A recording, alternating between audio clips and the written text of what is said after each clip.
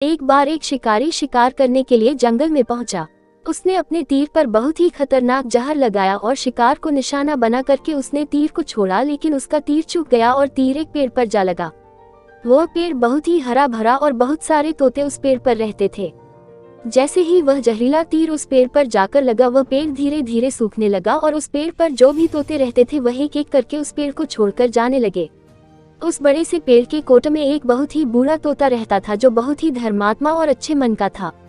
सभी तोते उस पेड़ को छोड़कर जाने लगे थे, लेकिन वह बूढ़ा तोता जाता था, दाना लेकर के आता और उसी कोट में आ करके बैठ जाता था, परंतु उस पेड़ को छोड़ने को तैयार नहीं था।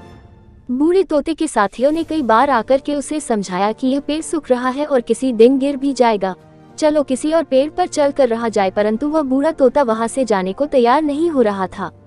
अब ये बात देवराज इंद्र तक पहुंची। उन्हें बताया गया कि एक तोता है, वह जिस पेड़ पर रहता है उस पेड़ पर एक जहरीला तीर लगने के कारण सूखने, गिरने और खत्म होने के कगार पर आ पहुंचा है, और एक बूढ़ा तोता अभी भी वहीं पर रह रहा है। वह दाना लेकर आता है और वहीं पर रहता है, जबकि उस जंगल में बहुत सारे पेड़ हैं, लेकिन वह उसी पेड़ पर रह रहा है।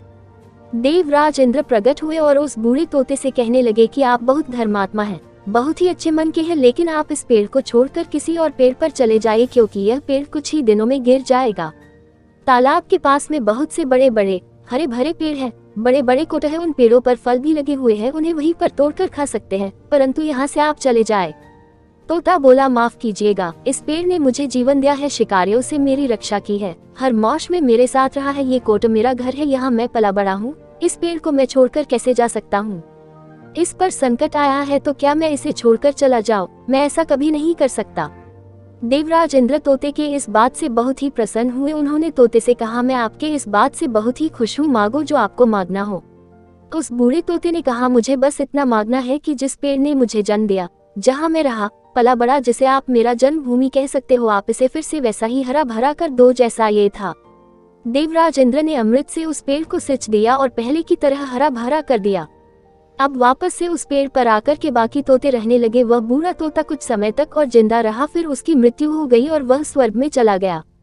ये कहानी हमें सिखाती ये है कि जब भी किसी इंसान का बुरा दौर आता है तो इमोशनली वह टूटा हुआ होता है, उसे किसी के सहारे की जरूरत होती है, किसी की आवश्यकता होती है। अगर आप ऐसे समय में उसे छोड़कर चले जाएंगे, उससे बात नहीं करेंगे, मुंह मोड़ लेंगे, तो आपसे बुरा कोई नहीं है, क्योंकि आप किसी के सुख का साथी बने या ना बने, लेकिन आपको हमेशा किसी के बैक का साथी जरूर बनना चाहिए। अगर स्टोरी अच्छी लगी हो तो कमेंट में जरूर बताएं और चैनल सब्सक्राइब करना मत भूलिए।